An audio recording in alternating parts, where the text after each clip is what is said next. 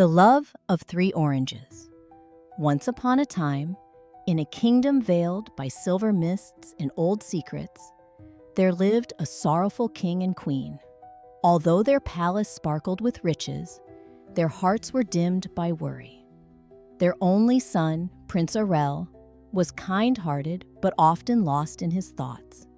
He was gentle, quiet, and seemed to drift through the days as if dreaming with open eyes. The king and queen had tried every healer, every wise man, every potion, but nothing could awaken the prince's spirit. One day, an old woman cloaked in a shawl of violet leaves arrived at the palace gates. Her voice was soft, but her eyes burned with ancient knowledge. "Send the prince in search of the love of three oranges," she said. "Only then shall he find what he truly seeks." The words echoed in the cold halls of the palace. Though puzzled, the queen clutched her son's hands and whispered, "Go, my dear, and perhaps you shall return whole." And so, with the blessing of the morning sun and a heart half full of hope, Prince Aurel set off on his quest. His journey led him across whispering forests and through wind-swept valleys. After many days, he came upon a grand, rusted gate tangled in ivy. There, an old man with a long gray beard sat quietly on a rock. "Where are you headed, young traveler?" the man asked. "I'm seeking the love of three oranges," replied the prince. The old man's brows lifted. "Many have tried, but none have returned. If you truly wish to go on, take these thorny branches. Ahead, you will meet witches who sweep their ovens with their bare hands. Give them these branches, and they might let you pass." Gratefully, Aurel accepted the branches and continued on his path. As promised, he soon met three witches hunched beside hot ovens, sweeping ashes with their palms. When he offered the thorny branches, their angry scowls melted into crooked smiles. They let him pass without a word. Further along, the prince found a second gate, larger and older than the first. There stood a man even taller and grayer than the last. "Where do your feet lead you, child?" he asked. "I search for the love of three oranges," the prince replied once more. The man studied him, then handed him a bundle of sturdy ropes. "Soon you will meet witches who draw water with their hair. Throw them these ropes, and you shall pass safely." Aurel bowed in thanks and pressed onward. Just as foretold, he came upon strange women drawing water from a river using their long braids. When he offered them the ropes, they chuckled and stepped aside. By the time he reached the third and final gate, the sun had begun to dip behind the hills. There stood a man so tall his beard brushed the treetops. His voice was deep and slow. "You must be brave to come this far," he said. "Ahead lies danger and wonder. Take this bag of warm bread for the guardian dogs, and this small pouch of oil to open the rusted locks. And remember, when you find the oranges, do not open them without fresh water by your side. Inside them lives magic, but magic is fragile." Aurel accepted the gifts with trembling hands and walked on. Soon, fierce dogs blocked his path, growling low and circling him. He tossed them the bread, and they wagged their tails and let him through. At last, he stood before a massive iron door with locks as old as time. He gently rubbed the oil onto the hinges, and the door creaked open with a groan that echoed through the hills. Beyond the gate stood a tower of silver stone, tall and quiet under the moonlight. As he climbed the spiral staircase, his heart beat like a tiny drum. At the top, he entered a round chamber where the air shimmered with enchantment. There, hanging from golden nails, were three glowing oranges.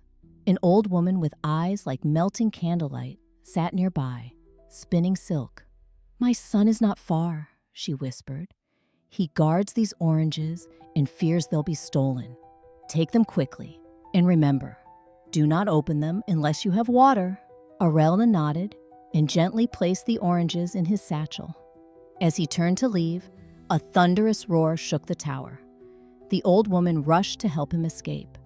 She gave her son an enormous guardian with a mouthful of honeyed bread to delay him. Outside, the path trembled beneath the guardian's footsteps. He called upon the witches, the dogs, and the locked gates to stop the prince, but each one refused. "The boy was kind to us," they said. "Let him go." At last, the guardian gave up, and Errol disappeared into the forest. Now alone and tired, the prince sat beneath a tree. He was parched and exhausted. Without thinking, he pulled out one of the oranges and peeled it open. A swirl of golden light burst out, and a delicate girl with hair like woven sunlight appeared. "I'm thirsty," she whispered sweetly. But Arel had no water to offer, and just like a flower without rain, the girl faded into nothing. The prince gasped, his heart breaking. He buried the empty orange and continued walking in silence. Later, thirst once again clawed at his throat. He peeled a second orange. Out emerged another girl, even more radiant than the first. Her voice trembled as she asked for water. "I have none," Erel whispered sadly. And once again, she faded away like a dream in daylight. Tears stung his eyes. He carried the third orange carefully, vowing not to open it until he found a spring. Days passed, and finally, he reached an old well nestled beneath a tall tree. With gentle hands, he drew up water, then peeled the final orange. From within came a girl unlike any he had seen before. Graceful, kind, and more beautiful than starlight. She drank, smiled, and touched his hand. "My name is Mira," she said. Arel's heart swelled with joy. He took Mira to a soft patch of grass beneath the tree. "I will bring my mother here," he told her. "Stay safe." While the prince was gone, a sly old woman happened upon the sleeping Mira. Jealous of her beauty, she offered to brush Mira's hair. Though wary, Mira agreed, but as the brush passed through her locks, the old woman slid 3 sharp pins into her scalp. In a flash of feathers and sorrow, Mira transformed into a white swan and soared into the sky. When Arel returned, he found the old woman sitting where Mira had been. "Where is she? What happened?" he cried. "She vanished," said the woman. "I was the only one here." Arel was stunned. He brought the woman back to the palace, though his heart ached with disbelief. His mother, not knowing the truth, believed the woman was Mira and began planning the wedding. One evening, as the sun sank low, a soft song drifted through the air. Arel followed it to the balcony, where he saw a white swan gliding through the air, singing the very lullaby Mira had once whispered.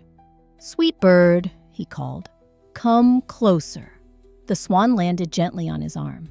As he held her, he noticed something glinting beneath her feathers. 3 tiny pins. Gently, he pulled them out. In a swirl of light and wind, the swan became Mira once again. "It's really you!" he cried. Together, they went to the queen, who embraced Mira warmly. "This," Arel said, "is the one I love." The old woman, whose lies had been uncovered, quietly left the palace and was never seen again. Prince Arel and Mira were married under lanterns in moonlight. The prince, once lost in dreams, now lived with purpose and laughter. The people of the kingdom said he had grown wiser than any ruler before him. And from that day on, Arel's heart, like the oranges he had carried, was full of light and love. Moral of the story: do not interfere in the lives of others. True kindness and patience bring love when it's needed most.